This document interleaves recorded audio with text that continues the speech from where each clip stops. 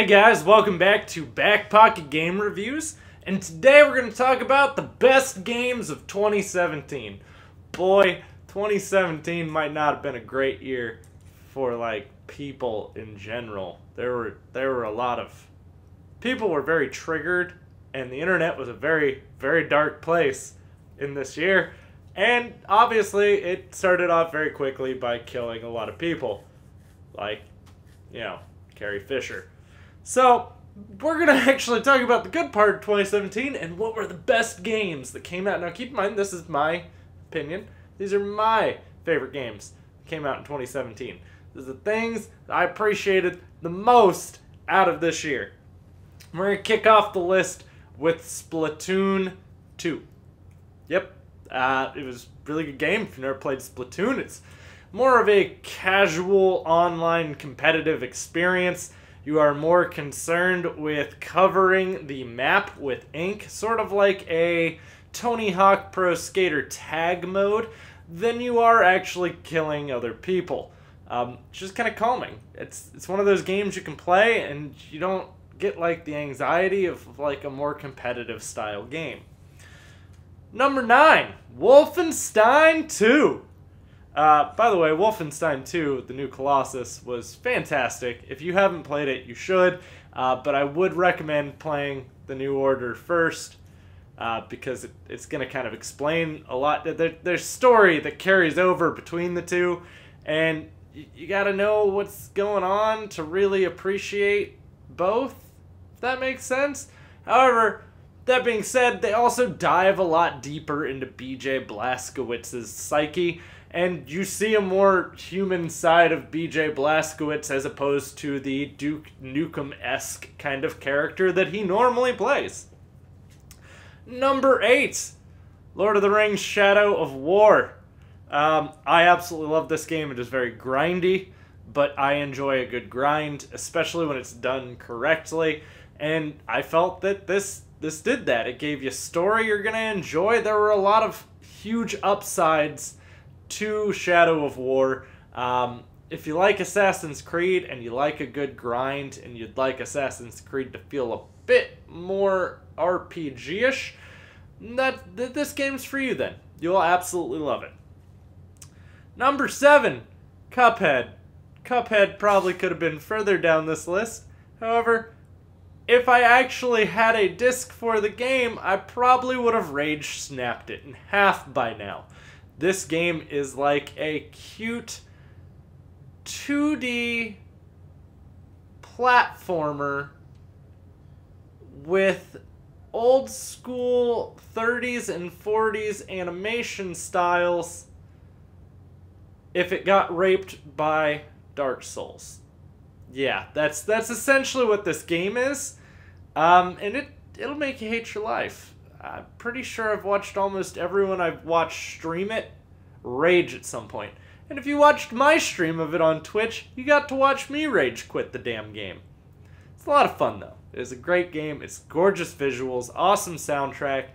It is a giant boss bash. That's essentially what that game is. Number 6, Uncharted: The Lost Legacy. Now you might go, wasn't that DLC? Yes.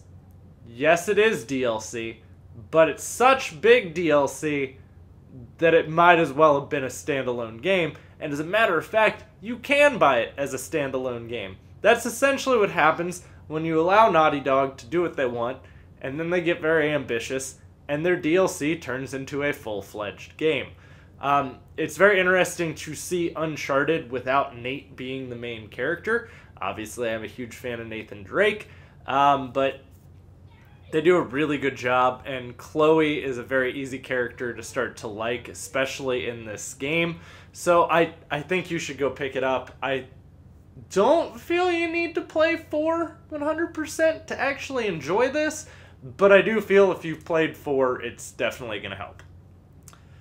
Number 5, Pubg on Xbox. It is new to Xbox. That's why it is on this list. It is not a new game for 2017. Ish.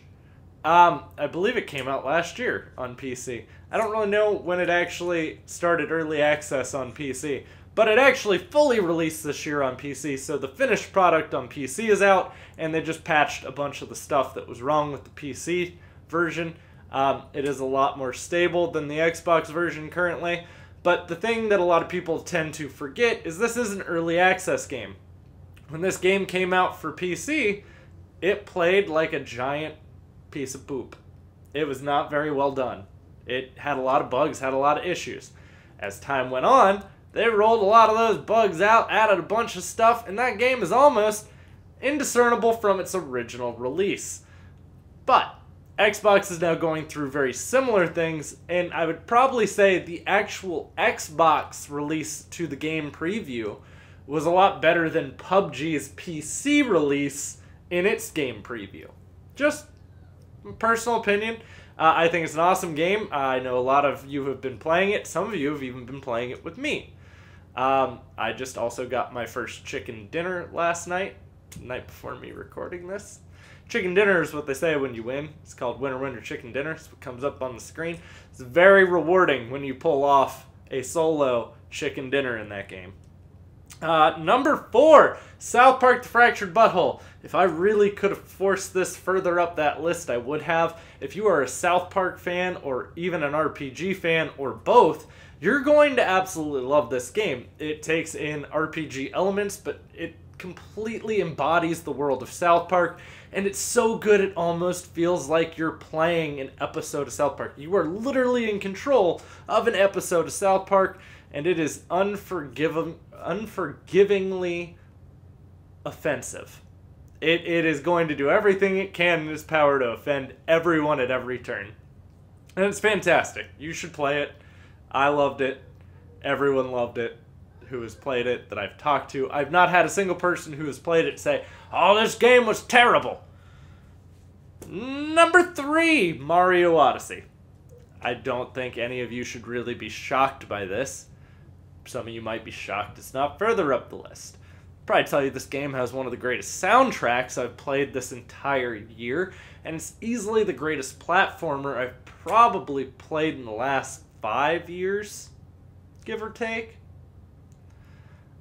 It's wonderful. It adds new things to Mario, but without change. It's essentially what Breath of the Wild was to Zelda. They were able to refresh and make new experiences to make the game feel new, but without making it feel like it isn't Mario. Number 2, Horizon Zero Dawn. Oh, this game could have been Game of the Year, but unfortunately, it released at the same year as what is Game of the Year for me. Horizon Zero Dawn is really good. You're playing in like this whole utopian kind of universe where they have like technology, but it's like all retrofitted. There are literally giant robot dinosaurs running around. The people that fight them don't really use technology, like they're using bows and arrows, but you have like this earpiece thing. Just go play the game. Me explaining this is not going to do anything. It's like Assassin's Creed meets Monster Hunter. It's probably the best I can do to really explain that to you. It's fantastic though. DLC for it's really good as well. The Frozen Wilds. And then number 1 on this list, to no one's surprise, The Legend of Zelda: Breath of the Wild. It is the Zelda of Skyrims. I cannot begin to explain how enthralling this game is. It's really cool to see them mix in newer RPG elements into a franchise that's been loved and easily been dated for a while. I mean, if you go back and you play like Twilight Princess, keep in mind Twilight Princess came out at a similar time as Oblivion. It's very obvious which one was superior. I like Twilight Princess a lot. It's one of my favorite Zelda games. But I'm happy to see Zelda making those steps forward to become essentially more with the times.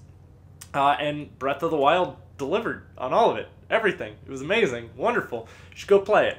Just buy yourself a Switch, play that game. It sold more copies at the time it came out. There were more copies of Breath of the Wild for the Nintendo Switch sold than Nintendo Switches. Okay, that should tell you something. That's incredible. those are my games of the year. You let me know down below in the comments if you think I'm an idiot and all of these are wrong.